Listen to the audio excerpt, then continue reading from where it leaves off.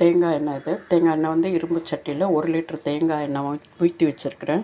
இது வந்து செக்கு எண்ணெய், நம்ம ஹேர் ஆயிலுக்காக யூஸ் பண்ண போகிறோம். அதனால் ஹேர் ஃபால் இல்லாமல் இருக்கணும்னா நல்லா பியூர் கோகோனட் ஆயில் எடுத்து 1 லிட்டர் இரும்பு கடாயில் ஊற்றி வச்சுக்கணும். அதோட கத்தாழை 2 மடல் கத்தாழை எடுத்திருக்கேன். ஏன்னா இது சம்மர் சீசன், பாடி கூலாக இருந்தால் முடி ஹேர் ஃபால் இருக்காது. அதோட ஒரு 100 கிராம்ஸ் வந்து வெந்தயம், அதை எடுத்து ஒரு 1 hour பிஃபோரே ஊற வச்சுட்டேன். அதோட இது வந்து நெல்லிக்காய் ஒரு 3 நெல்லிக்காய், பெரிய நெல்லிக்காய் 3 நெல்லிக்காய் கட் பண்ணி வச்சுருக்கேன். இது மருதாணி இலை, இது செம்பருத்தி இலை, இது முருங்கைக்கீரை. எல்லாம் ஒரு கைப்பிடி போட்டால் போதும். செம்பருத்தி பூ உங்களுக்கு எவ்வளோ கிடைக்குதோ அவ்வளோ போட்டுக்கலாம்.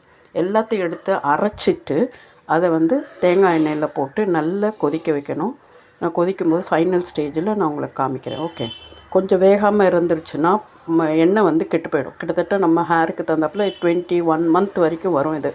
ஸோ வந்து கெட்டு போயிடும். ஸோ அந்த எந்த ஸ்டேஜில் இறக்கணுங்கிறத நான் காமிக்கிறேன், பார்க்கலாம். எல்லாத்தையும் அரைச்சிட்டு நான் ஊற்றி வச்சுருக்கேன்.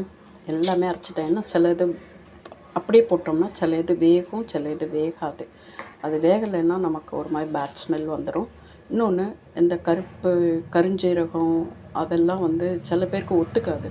நமக்கு என்ன, இப்போ நான் போட்டிருக்கிறது எல்லாமே எல்லாருக்கும் ஒத்துக்கிற மாதிரி இருக்கிற ஐட்டம்ஸ் மட்டும்தான் நான் போட்டிருக்கேன். சில ஐட்டம்ஸ் போட்டோம்னா சில பேர் ஹேருக்கு வந்து ஒத்துக்காது. ஓகே, இது வந்து நான் போட்டிருக்க ஐட்டம்ஸ் வந்து எல்லாருக்குமே ஒத்துக்கும்.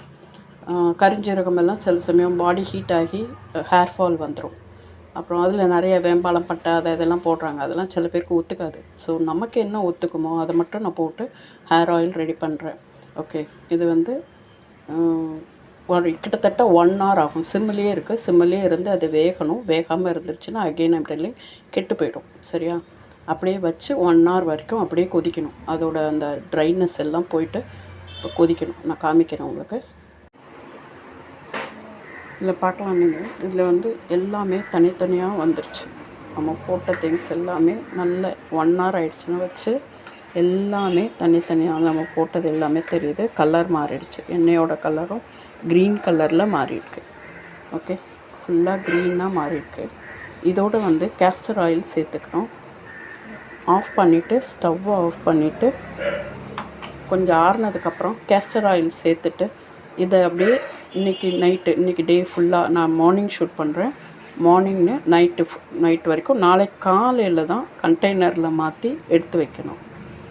Okay, subscribe my channel for more useful videos. Okay, thank you.